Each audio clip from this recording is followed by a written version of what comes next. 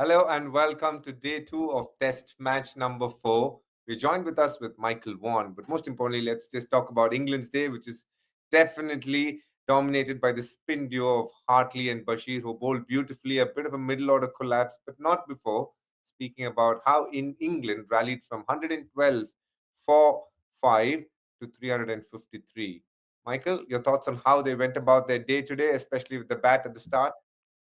Yeah, just two really good professional days for England from 112 for 5 yesterday lunch to now domination in the Test match. To get 353 on that kind of wicket was looks like a well above par score, and then to see Robinson get 58 brought back into the side, so he contributes with the bat first and foremost, then bowled quite nicely. And then down to these spinners that Ben Stokes, the skipper, has sprinkled some kind of experienced dust on top of them because you got Shoaib Bashir. He's hardly played any cricket. He's played a handful of first-class matches. England pick him. He's in his second Test match. And I don't remember DK today that he bowled a really bad ball. I thought he was so consistent. Yes, there's plenty there. There's cracks, and all you have to do is kind of land it into the kind of areas where those cracks are. But to think that he didn't bowl a full toss, he didn't bowl a half track, and this is a kid that's hardly played any cricket. It just shows that sometimes when we talk about, oh, you need experience to go and play the best teams in the world, sometimes a lack of experience can help because you've not got the baggage of previous failures. You just kind of playing the game, what's in front of you.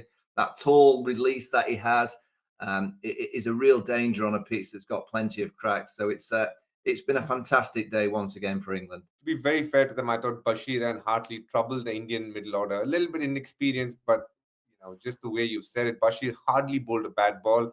Bowled a single spell of 32 overs. Not many have done that. Graham Swan did that last in 2013. So you can imagine how long it's taken for someone from any part of the world to come to India and bowl such a long spell. And the Indian batting through the middle as well, the inexperience coming through a little bit. The batters, yes, Rohit Sharma got a good ball from James Anderson, who's been his nemesis for some time. But the other wickets, all taken by spinners, four by Bashir, two by Tom Hartley.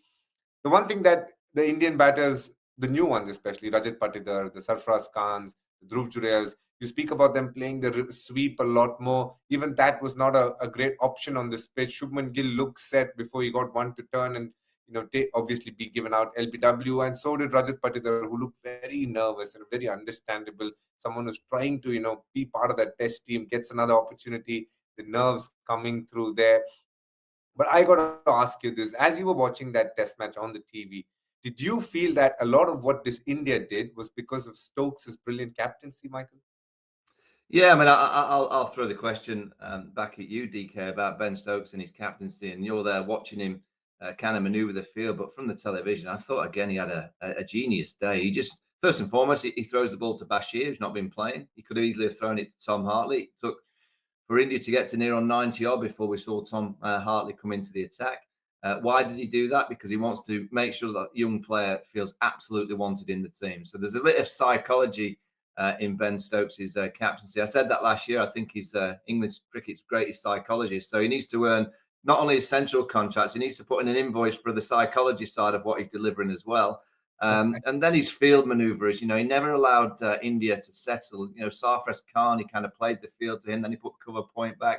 Sarfaraz tries to work it into the gap with a half a blade. The outside edge was found, but Stokes had a terrific day. I mean, you're there in the commentary box, DK, looking down. We don't get all the angles on television. He's never stopping when he's out in the field, is he? Oh, absolutely right when you say that. And I say that just a couple of examples, like when Shubman Gill was batting, he had both men on the square in the leg side up. He knew that he wouldn't sweep, so he had both those men there, had long on halfway and had deep mid wicket halfway. So he's inviting Shubman to play a big shot, but not giving away the easy single as well. And he had short leg. So at all points, he was attacking, knowing the batter's strength, which was great to see. Even for Rajat Patidar, he kept everyone inside, kept inviting Rajat Patidar to play a big shot, knowing he was under pressure. Those moments to have the pulse to pick up small things like that, and the example of Sarfaraz Khan shows how deeply he thinks about the game. He's someone who's very observational in the way he comes across as a captain, and a little bit of inexperience showing through, because not that they couldn't play spin, but the pressure. Sometimes when you play international cricket, it's about handling pressure, not sometimes, always about handling pressure. And I could feel that in a couple of the batters. Sarfaraz Khan maybe given a different day, different team, he would have probably played more shots. But he had most of the options locked by Ben Stokes, the captain. Also, the pressure of Test cricket showing, and so did Rajat Patidar. He couldn't rotate strike much, was just stuck at one end, and all of that coming through. And the only big positive for today was Yashasvi Jaiswal yet again. 600 runs, Michael. 600. I mean, just take a moment to soak that in. That is a phenomenal series to have for such a young man, isn't it? Oh yeah, a wonderful play. And I was sat here in London just watching, thinking, "Oh, surely he can't go again. He can't get another double. He can't get another big hundred to put India on top." And he got a ball that just skidded low from Bashir. And I think we're going to see many, many more of those types of deliveries over the next 2 or 3 days. But he's a fantastic player. I guess the one area that I saw a little bit of a vulnerability was that ball just outside off stump. Robinson just kind of nipping the ball away from him. And that'll be the challenge in his career when he goes to places like England and Australia, when there's a bit of movement and a bit of bounce. South Africa, that's probably going to be the target for all these seamers. But he's got genius written all over him. He's only at the start of his career. He's breaking records, getting huge amounts of numbers, and he's an all-format player as well. So I think on the Cricbuzz Chatter over the next few years, we might get. We don't say this often because we like talking about really quality players, but we might get bored of talking about him because I think we'll be talking about him a lot.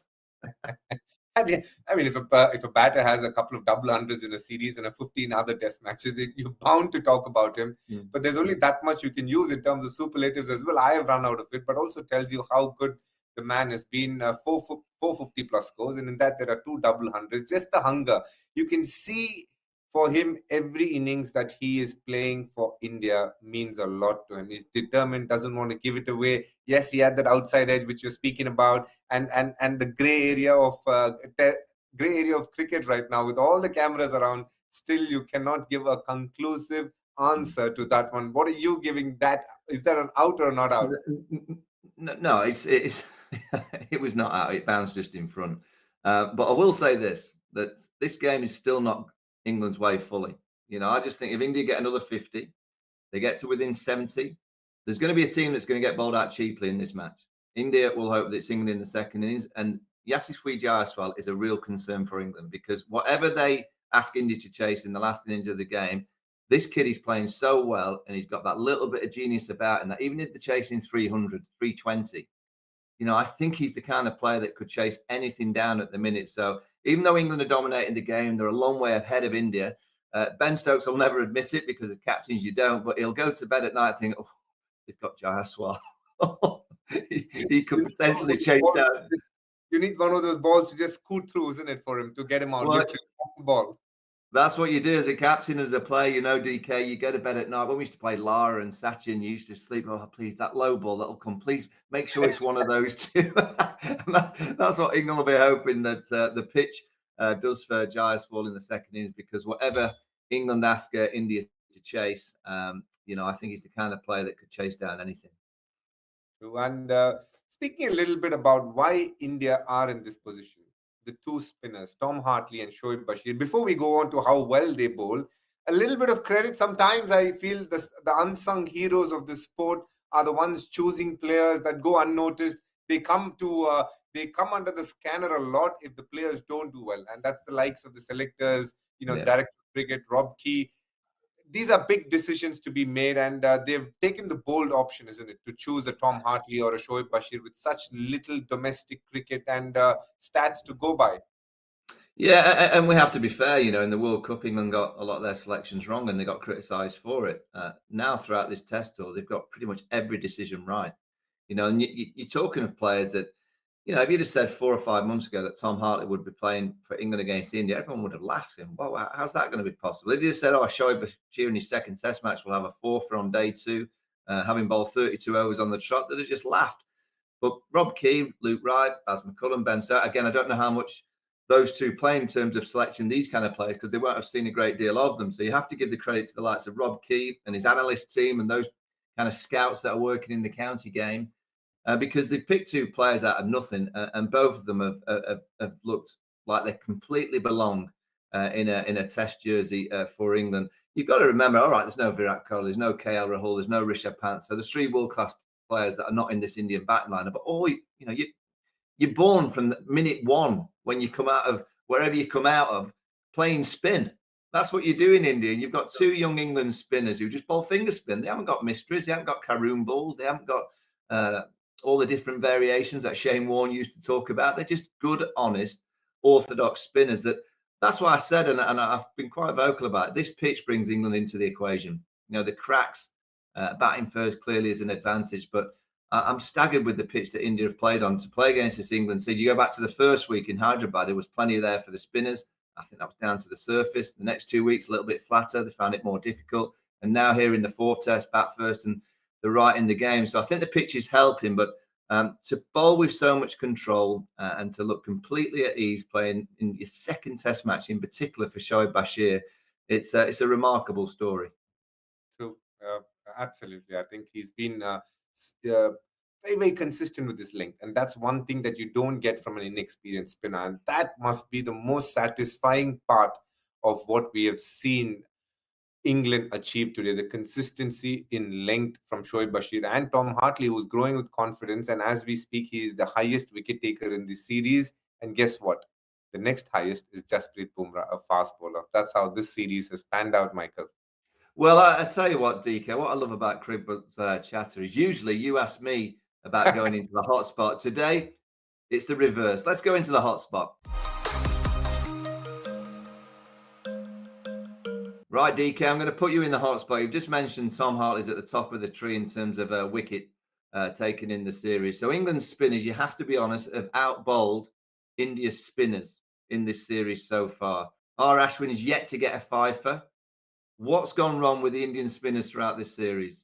For a start, I have to admit the inexperienced England spinners have definitely bowled better in this test match. And speaking about each spinner, I think Kuldeep has been a positive for India. Jadeja has been iffy. He's not been consistent. But yes, the person we spoke about, or rather want to speak about, and I know you want me to give an opinion on him, and rightfully so, is R. Ashwin. He's definitely not had his best series in India. It's not very often that you can go 4 test matches in India without an Ashwin fifer. Forget a fifer, a four-fer. And that tells you that he's not obviously bowling at his best. His rhythm has not been there. We still have probably 3 innings in this test series to go by. But at this point of time, you have to say the English spinners have done better than the Indian spinners overall in this series. And take into context how inexperienced they are. First time they're traveling to India. It's like a completely young medium pace or a fast bowling attack going to Australia and England and doing better than their fast bowlers. Doesn't happen very often, but must admit this series has been one such series where the English spinners at different points have looked slightly better than the Indian spinners. And is that a cause for concern? Not so much, because the series still India ahead and everything put into context feels that the Indian spinners have done a decent job, but definitely their best bowler, their go-to bowler this series has been Jasprit Bumrah. And that is a little alarming because you played on a couple of pitches which aid turn and on a couple of good pitches which didn't have too much for the spinners at the start, but started spinning as the test went on. So yes, overall, to answer your question, it's definitely not been Ashwin at his best in this test series. And I'm sure knowing him, his mind must be working overtime to show the world that he's a much better bowler. And now we move to the fast forward. How do you see day 3 panning out, the moving day as they call it for England, Michael? Well, they've got to get 3 wickets. Looking at both teams, England want to clear out the 3 wickets and get the bat in hand. And, I think then is the time for Bazball to arrive and play aggressively. I think when England are on top, you want them to be ultra aggressive. You want them to try and make Rohit Sharma spread the field so the 1s and 2s become available. England might only have to bat 50 or 60 overs in the second innings if they score at 4s, 4.5s, which they try and do so. That would give them plenty over 300. And I can't see that India chase that kind of total on this kind of wicket. So I think England are in the box seat. From an Indian perspective, they can get another 50 or 60 somehow in the morning, get a bit of luck and get the ball flying to all parts. I think they're back in the game. And you've just mentioned R. Ashwin. He might have a say in the second innings because, similar height to Bashir, if he bowls it a bit quicker and he just fires it into that length and he just allows the cracks and he just bowls his stop ball, I think what he's been trying to do is almost trying to bowl too many of his tricks. He's trying to bamboozle all the players because he's such a wonderful bowler. But I think if he goes to his stop ball and just fires that off spinner into a decent length, it might be the second innings that he has a big say in the game. But I just think this pitch, DK. I mean, you're there, you're on the ground. Those cracks, they're not suddenly going to glue together, are they? They're going to get wider and wider, and batting's going to get harder and harder. So England have just got to start tomorrow morning with the positive energy that they've had throughout day two. They do that, and when they get the bat in hand, just play with a little bit of smartness, but then with the positive mindset that we know that they have naturally. I think this is well, if England lose from this position, it'll be the kind of turnaround from the first test where England kind of overturned that huge lead that India had in the first innings. If England can just stay smart, I think they'll win the test match. But can India do what England did to them in the first test? It's going to be fascinating. Very true. I think you summed it up rather nicely there. India need to seek inspiration from what England did in the first test. Pretty much the same thing. They need to give a dose of their own medicine. The good part is Dhruv Jurel and Kuldeep showed a lot of resilience in the last partnership they put together. They made sure that England had to earn their wicket, which they haven't yet, and they'll be hoping that they can carry on for as long as they can. It's not going to be easy. And as you said, this crack is probably not going to get wider in India, but you can still see it'll have a major effect in terms of how much the ball just keeps low. And the moment it starts keeping low consistently on the stump, then it becomes impossible at times to score runs. So we are in for a very, very interesting day. But guess what, Michael? At the start of the day, I had a very interesting personality to interview.